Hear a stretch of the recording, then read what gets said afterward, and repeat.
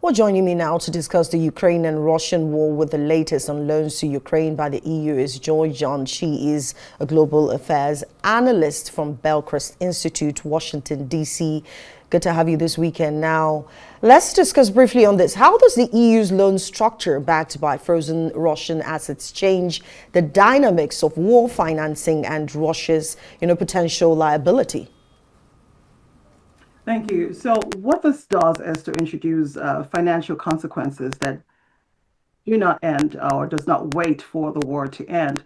What the European Union is saying is that Russia's assets are not just frozen in theory, as you would say, but they're now part of Ukraine. They're now part of how Ukraine stays afloat, and that links the cost of the war directly to Russia at this time.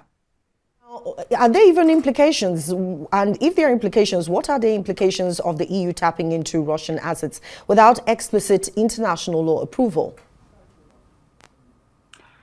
Yes, so it opens a difficult. The action makes political sense to many who have followed this conflict since it started. But the legal foundation here is still being worked out. And in this situation, that uncertainty matters a lot because it affects how other countries view the safety of their own assets abroad. Right. Now, how likely is Russia to accept war reparations? We know Russia, and what retaliatory measures could it take instead? Olajay, Russia is highly unlikely to agree to reparations at this time. Putin has shown little interest in conceding responsibility.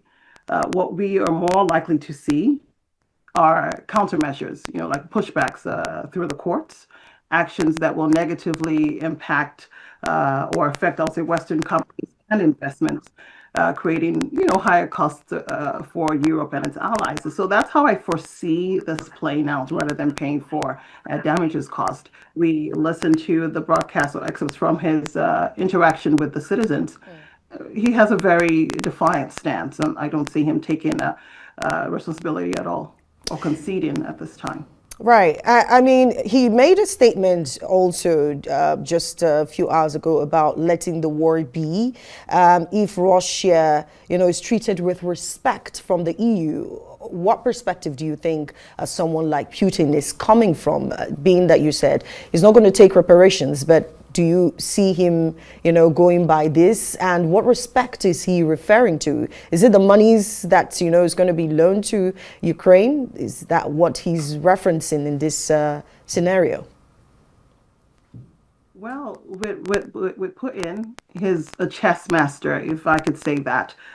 For him, this is a game of chess. There's no agreement that has been brought to the table that he has honored.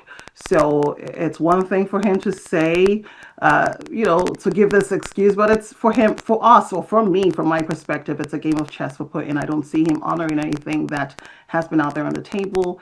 I also see this as a means to either buy time for Russia. Was very insightful and tell his mind the military is poised to their own goal. He really doesn't care, what else, who benefits what or who loses out on what. But that's his position on this. All right, so let's talk about this, 90 billion euros. Does this loan signal a shift in EU strategy towards more direct involvement in conflict financing? I know that the EU had talked about, helping Ukraine all the while. And I mean, it got to a point where it felt like they're just the toothless bulldog, because it seemed like they couldn't get enough money for Ukrainian defense, being that the US Trump was putting, the EU under pressure. But with this money, the direct financing, what do you make of it? Well, it does suggest a more the European Union is no longer just supporting Ukraine on its tying its financial instruments to the outcome of this conflict. When you look at it from a political and security standpoint, the implication is very clear. One, it is implying that conflict with Russia matters for us to take financial and political for how it ends. So they have to be involved and take a better posture towards this. Two, security-wise, the message from the European Union is straightforward here. What it does is, one, acknowledge responsibility, instability in Ukraine, and knowing that whatever happens in Ukraine does not stay in Ukraine. It is not only confined in Ukraine or within the walls of Ukraine there. It will affect long-term stability across Europe. So they have interest in there. So it's not just about Ukraine. It's more about how it's going to ripple down across, the other countries within the European Union. And that brings me to the issue of Ukraine's reliance on external funding impact. How does it impact its long-term sovereignty and reconstruction plans? Plus, what are the risks of setting a precedent by using frozen assets for war financing? So external funding for Ukraine is essential in this moment. However, over time, it will also influence the choices that Ukraine makes. As a sovereign country, Ukraine will need to be transparent and also show us that they are managing their donor expectations carefully. Their donor, whatever they get from donor organizations, are being managed frugally.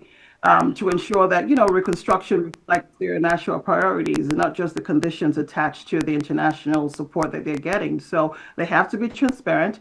They also have to manage it, or manage whatever expectations carefully, and make sure that they are in alignment with the support they're getting. So could this loan, I mean, I have to push out on this loan because that's one of the biggest one from just a couple of hours ago. Now, could this loan push Russia towards deeper alliances with non-Western powers like China, you have India and all? Absolutely. Likely reinforces an existing trend. For Russia, Russia's access to Western economic and financial systems right now are becoming narrow. They're more likely to strengthen their economic and diplomatic ties with other countries, as we've seen in the last few months. And this will ultimately add to a more divided international community because Russia, one, has an envoy in Africa also. Look at Burkina Faso, look at the ties that they have. Russia is also looking to expand. So it's not just going to be confined to their comfort zone. They're going to be stepping out and saying, look, since the Western powers or the system in place is not in favor of us or it's not supporting us, then we have to look elsewhere. So with China and India, we'll see how this plays out. And now, finally, what safeguards are in place, if there's any, to ensure EU funds aren't misused, amid Ukraine's ongoing, corruption concerns?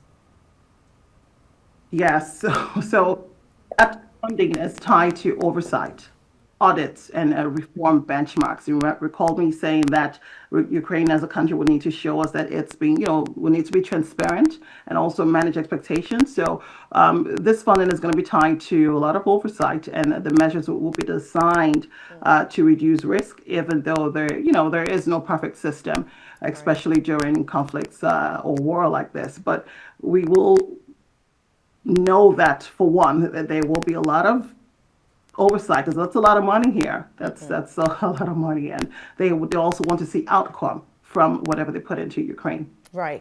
Thank you so much, Joy John, for joining us from Washington, D.C. to discuss the Ukraine, loans and what is going on with Putin and Zelensky.